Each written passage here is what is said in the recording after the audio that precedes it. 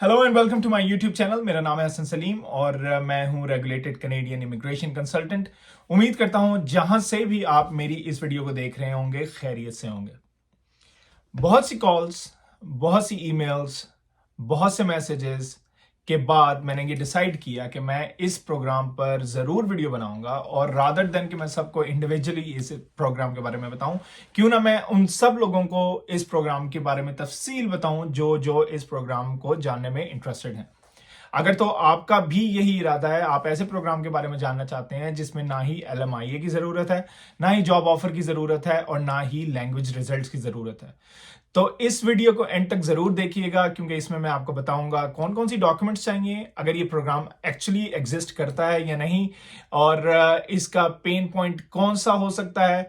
ये सारी चीज़ें जानने के लिए इस वीडियो को एंड तक देखिएगा और मेरे चैनल को ज़रूर सब्सक्राइब करें ताकि मैं आपको और प्रोग्राम्स के बारे में इंफॉर्मेशन दे सकूं। So stay tuned.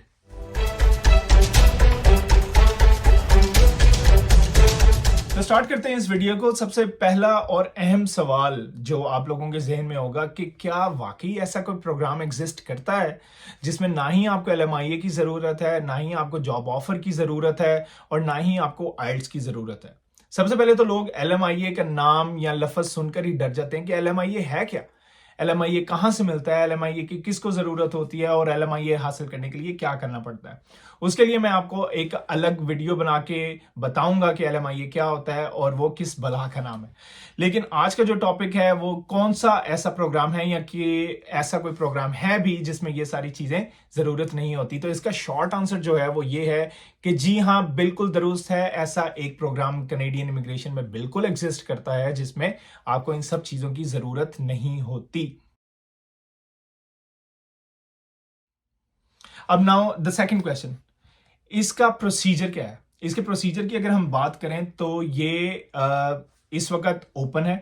इस वक्त आप इस प्रोग्राम के लिए बिल्कुल अप्लाई कर सकते हैं और राउंड ऑफ इनविटेशंस होती हैं। ये मुख्तलिफ टाइम पर इनवाइट्स भेजता है प्रोग्राम उन लोगों को जो इसमें अपनी एंट्री करते हैं, यानी कि अपना प्रोफाइल बनाते हैं और पूल के अंदर दाखिल हो जाते हैं। मज़े की बात इस प्रोग्राम में ये है कि जब आप पूल में दाखिल होते हैं या जब अपना अपना प्रोफाइल बनाते हैं कि आप इस प्रोग्राम के लिए इंटरेस्टेड हैं, ये प्रोफाइल ये जो पूल है ये आपको बताता है कि इसमें पहला ड्रॉ कब हुआ था, आखिरी ड्रॉ कब होगा और अगला जो ड्रॉ होगा उसमें इस वक्त टोटल कैंडिडेट्स की तादाद कितनी है और आपका अपना अगर आप अप्लाई करते हैं तो चांस क्या है, यानी कि एक्सीलेंट चांस है, चांस बिल्कुल नहीं है या मिनिमम चांस है।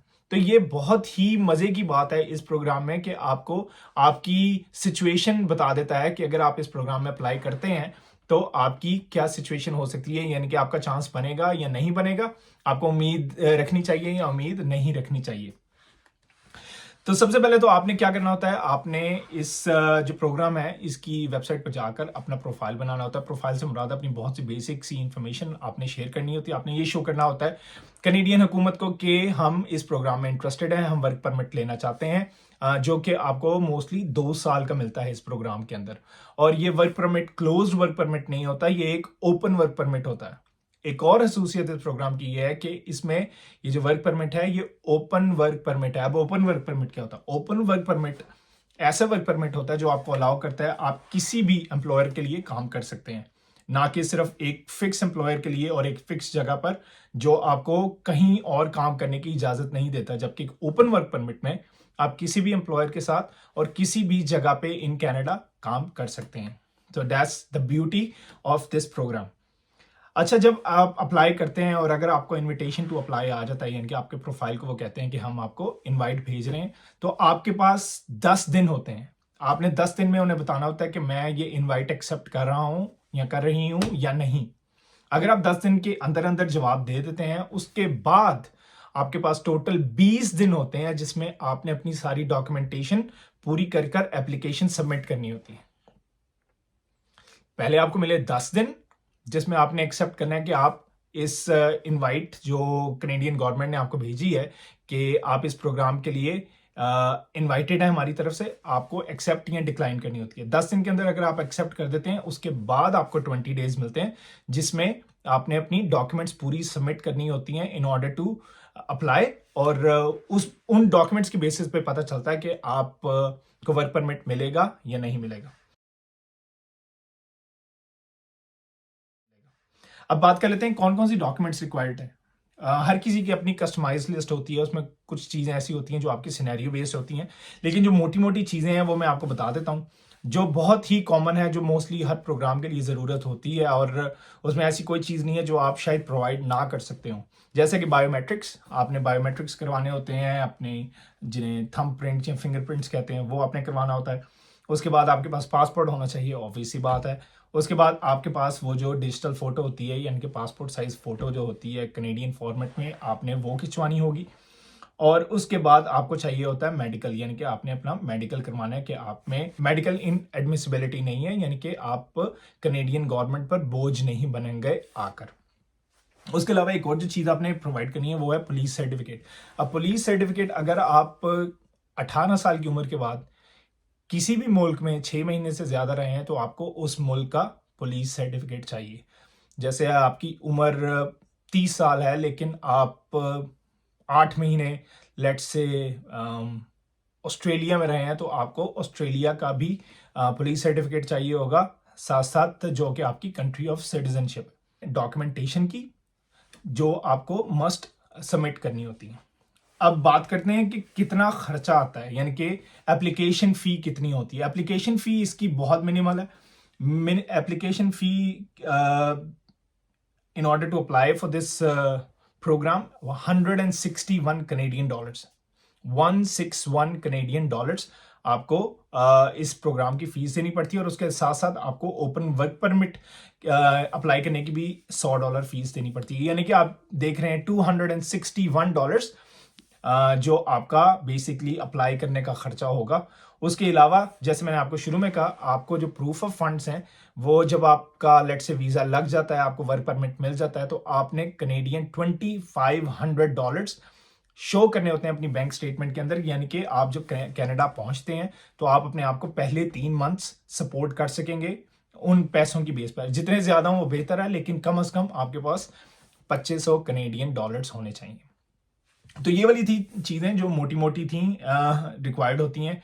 और उसके अलावा जो प्रोसेसिंग टाइम है, जो प्रोसेसिंग टाइम इस वक्त वेबसाइट पे मैं आपको इस प्रोग्राम का लिंक भी शेयर करूंगा नीचे कमेंट्स में या डिस्क्रिप्शन में।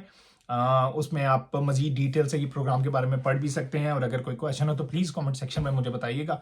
जो प्रोसेसिंग टाइम इस वक्त चल रहा है वो है 5 वीक्स, यानी कि 5 हफ्ते के अंदर आपको आफ्टर सबमिटिंग द डॉक्यूमेंट्स आपको रिजल्ट मिल जाता है कि आपका वर्क परमिट लगेगा या नहीं लगेगा, और आप अपना ख्वाब कनाडा में आने का पूरा कर सकते हैं या नहीं कर सकते। तो ये हो गई सारी बातें इस प्रोग्राम के बारे में। अब क्वेश्चन ये है कि इसके लिए एलिजिबल कौन है। एलिजिबिलिटी में जो क्वेश्चन है वो ये है कि क्या हर कोई अप्लाई कर सकता है। हर कोई अप्लाई नहीं कर सकता। ये कुछ डेजिग्नेटेड कंट्रीज हैं जिसके साथ ये प्रोग्राम वाबस्ता है, या वो वाली कंट्रीज के लोग, यानी कि वो वाली कंट्रीज के सिटीजन, परमानेंट रेजिडेंट या टेम्परेरी रेजिडेंट नहीं। हम बात उन लोगों की करें जिनके पास उस कंट्री का पासपोर्ट है, वो कनाडा में 2 साल का वर्क परमिट ले सकते हैं। 5 हफ्ते जैसे मैंने बताया प्रोसेसिंग टाइम है, $261 कनेडियन फी है। तो आपकी एज 18 से 35 साल के दरमियान होनी चाहिए, और आपके पास इनमें से एक कंट्री का पासपोर्ट होना चाहिए। अगर तो आपके पास इनमें से एक कंट्री का पासपोर्ट है और आप यहाँ के सिटीजन हैं और आपकी एज 18 से 35, मोस्ट कंट्रीज के लिए 18 से 35 और कुछ कंट्रीज के लिए 18 से 30, वो आपको देखना पड़ेगा आप कौन सी कंट्री से ताल्लुक रखते हैं, उस लिहाज से आपको एज लिमिट के अंदर फॉल करना पड़ेगा। तो 18 से 30 या 18 से 35 की रेंज के अंदर है आपके पास उस कंट्री की सिटीजनशिप है, जो ये मैं स्क्रीन पे आपको शेयर कर रहा हूँ इन कंट्रीज में से, और आपके पास इस ही कंट्री का पासपोर्ट है, तो आप इस प्रोग्राम के लिए बिल्कुल अप्लाई कर सकते हैं। और मोस्टली जो मैंने रिसर्च की है, जब आप अपना प्रोफाइल बनाते हैं, और जैसे मैंने आपको बताया कि आप वो प्रोफाइल बनाते वक्त आपको बता देता है कि कितने कैंडिडेट्स हैं और आपका चांस क्या है। मोस्टली कंट्रीज में इस वक्त एक्सीलेंट चांसेस है। तो अगर तो आप इस प्रोग्राम के लिए अप्लाई करना चाहते हैं तो ये आइडियल वक्त है।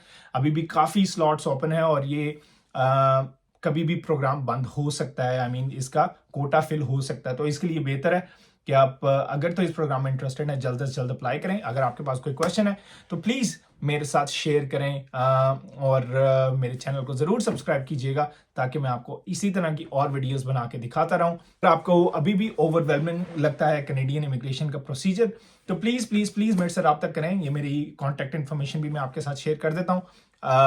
पेड कंसल्टेशन मेरे साथ 30 मिनट्स की, 45 minute, 60 minutes as per your wish आप स्केड्यूल कर सकते हैं और मैं आपको गाइड कर सकता हूं कि अगर आप किसी प्रोग्राम के लिए क्वालिफाई होते हैं या नहीं होते, अगर होते हैं तो कौन सी डॉक्यूमेंटेशन चाहिए और केस को किस तरह स्ट्रांग बनाया जा सकता है और अप्लाई किया जा सकता है। तो ये थी आज की वीडियो, होपफुली आपको पसंद आई होगी और इसी तरह मेरे चैनल को सपोर्ट करते रहिए और मैं आपके साथ इंफॉर्मेशन शेयर करता रहूँगा। मेरा नाम है हसन सलीम और खुश रहें, आबाद रहें and have a great day.